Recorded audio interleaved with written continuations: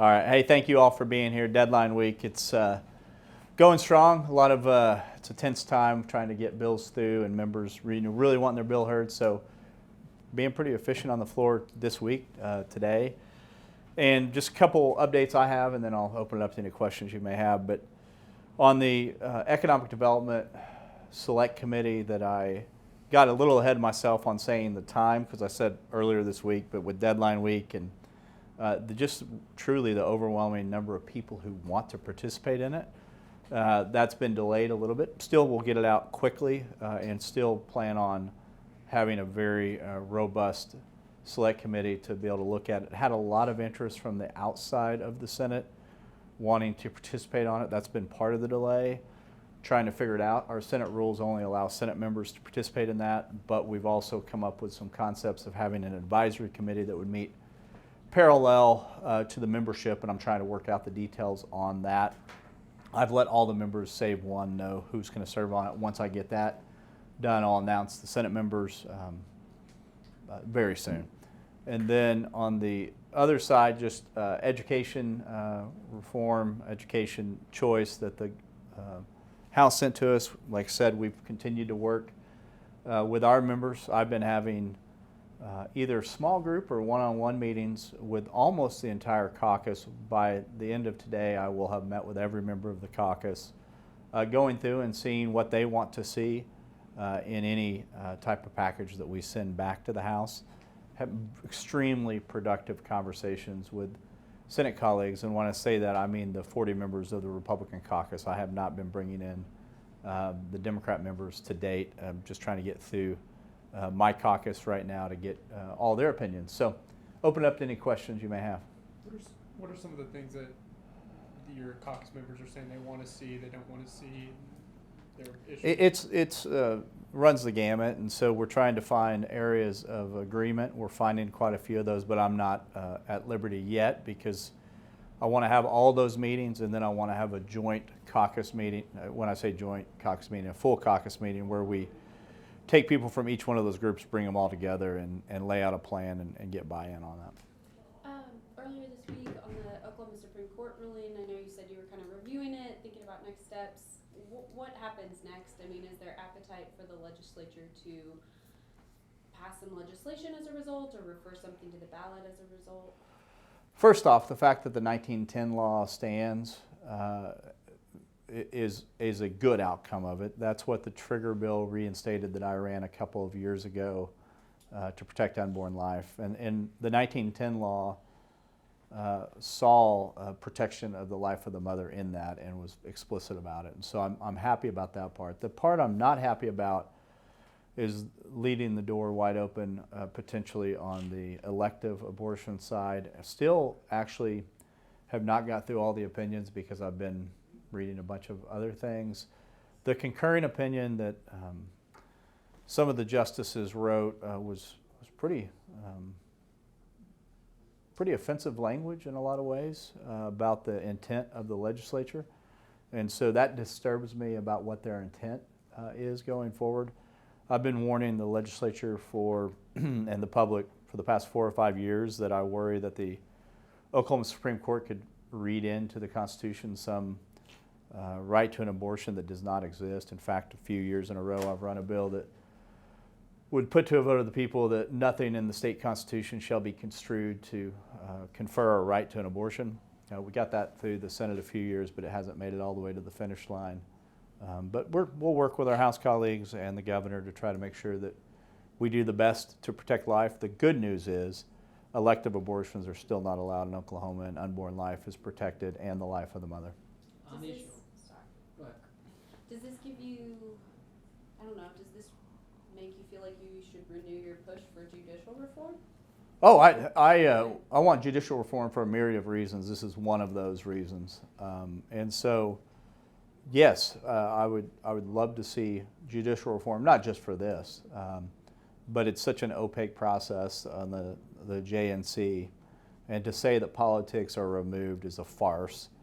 Politics are part and parcel of the JNC process. The voters, when they passed the JNC, actually voted in a greater number to have partisan elections for that position they were just very wise in the way they wrote the two legislative referendums. If they both passed, the one that they preferred, the JNC, which is behind closed doors, opaque, and a select few people making a decision, became law. I would love to make reforms there, not just for this, but this is one of the outgrowths of having such an opaque process. What would those reforms be? Well, I've listed a lot of them. I think doing away with the JNC would be my preference, and having Senate confirmation much more like the federal model of picking U.S. Supreme Court justices and federal judges. But short of that, I'm open to any ideas that brings it into the light of day, the interview process, what parameters they put on it. All of that is very closed off to the public. On the issue of abortion, Senator Daniels had a bill in committee that dealt with allowing for exceptions in the case of rape or incest. We didn't see the floor of the Senate. What happened there? Well, in conversations across the rotunda and downstairs, I didn't know if that was going to get all the way through, and I didn't want to have a vote on something that may not have success. And so it's extremely important. Senator Daniels is a champion of the life issue. She's a very thoughtful person, and she was trying to put the state in the best position to be able to defend the progress we've made in defending unborn life. I applaud her efforts. They're not done. It just won't make it past this hurdle on committee week. That doesn't mean we can't, if we come to an agreement with our counterparts, have a Speaker Pro Tem bill or some other vehicle to move that idea forward. But you would vote for an exception bill? Yes, because I think that although it's not something that I would be extremely excited about, I would know that it would protect our ability to protect unborn life to a much greater level if a state question were to come forward. In the conversations that you've been having with your members of your caucus about that education reform in the House's package, are the conversations more geared towards amending that or add-on bills? Amending. But we have passed, including the ones we've passed today, we've passed 44 bills dealing with education through the Senate so far, many really good reform bills. So we're talking about amending the bills they sent us, but that's not in lieu of what we've already passed, the 44. We hope those get a fair hearing as well. There's a lot of good reform, a lot of good ideas that we have advanced through the Senate in the last few weeks. And are there concerns that they won't get a fair hearing because of what the House has said about amending that package?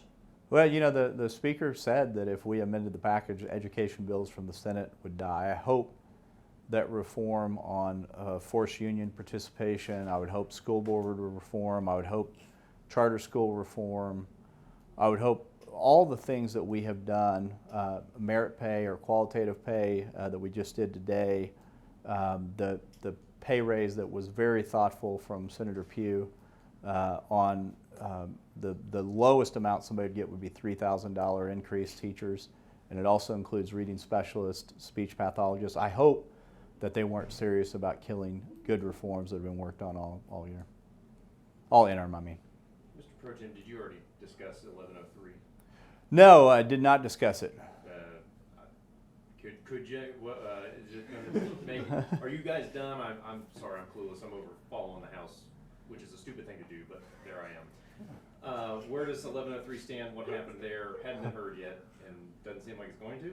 We're not going to hear 1103 this week. Still want to try to figure out a way to come up with a performance-based rate and some storage, but could not come to an agreement in the time frame that I set to be able to have an agreement, and so I pulled the plug on it a few days ago.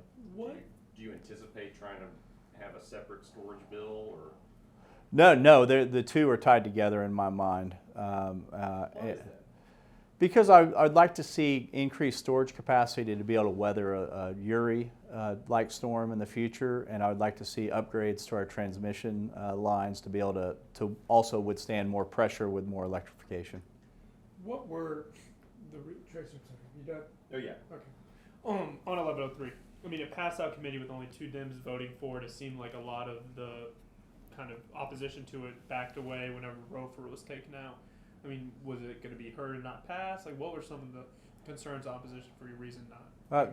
Tom Schrader's group really misled a lot of people on some of the details of it. He's got the industrial users. There was legitimate concerns, but there was a lot of hyperbole too, and ended up not getting an agreement with the Petroleum Alliance and the utilities is what led to its ultimate demise. You have made your position clear on sports betting previously for a couple of years. Mhm. House has finally sent you a live round. What kind of negotiations are you hoping to have with the administration, with tribal governments? Because I think you've always maintained you want to the state needs to get something back if it's going to give more exclusivity for another gaming type. Yeah, my position has not changed. You'll notice that we have not advanced the Coleman vehicle on this side that was similar to the Luttrell vehicle coming over. The House has sent us a live round on this a couple times, maybe not in recent sessions, but this isn't our first foray here. The only difference is the wrinkle on Oklahoma City Thunder conversations and all of that I've been hearing circulating around. I'm very open to having conversations, but I've always maintained in a very transparent way that I see this as leverage to get the state a better deal on some arrangement with our tribal nations. And I've been very explicit and clear about that with our tribal nations that have come and met with me, and I've gone to meet with them. My position has not changed. So, but how, Sean, just maybe we're asking the same question. What needs to change, to get something over the finish line? I think the public is fairly excited about the prospect. So, what would need to happen between? Well, it's a lot more complicated than people realize with tribal exclusivity on gaming. And the question becomes, does it violate exclusivity? The tribes would say absolutely it violates exclusivity. There are some in the administration that don't believe it does. I believe that we open ourselves up to litigation if we pass it without having some understanding with the tribes. And so it's a lot more complicated than people are giving it credit for. So will Luttrell's current bill see a committee in the Senate, you think? Well, see a committee. It will be assigned to a committee if that's what you mean. Will it be heard in a committee? I don't know. The chairs are given wide latitude on whether or not they wish to hear a bill. Senator Thompson had a bill too that I asked him to sideline earlier in the session, and so I'll work with my leadership here to determine what the fate of that is. But the chair will have wide latitude on whether or not they hear it. What was the bill you asked Senator Thompson to sideline? It was dealing with tribal gaming and sports betting. I don't know the bill number. There were a few tax reform bills pushed through this week on the House side that are coming over. Are there any priorities, interest in what they've been introducing on that? Is there something that stands out to you from that side? You know, I've read a little bit of some of the press on it, but I haven't seen the bills in detail. We still have our working group that's working between the governor and the House, and I want to let that play out before I take a position on any of those.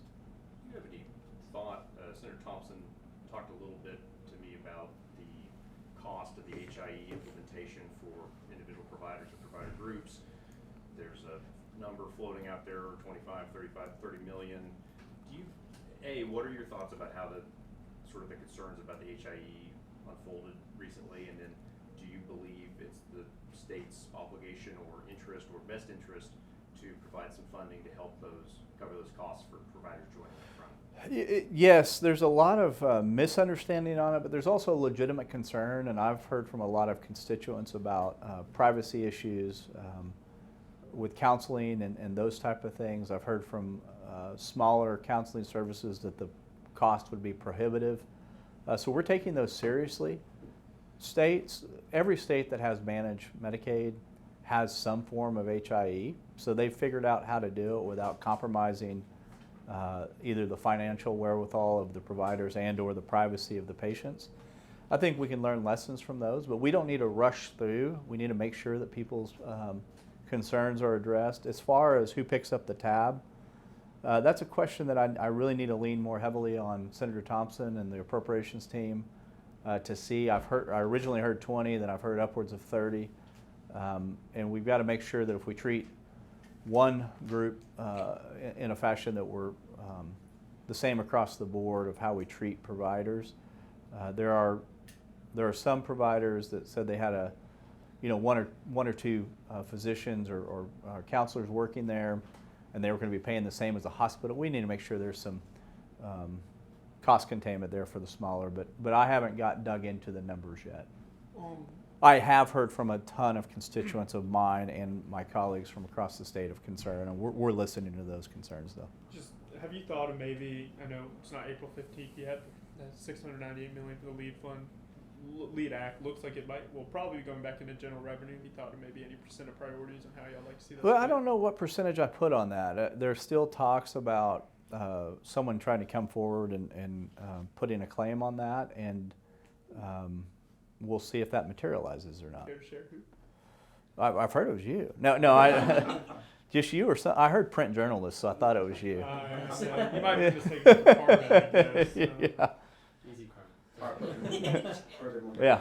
All right. Thank you. Thank you. Senator. Appreciate have a it. great one.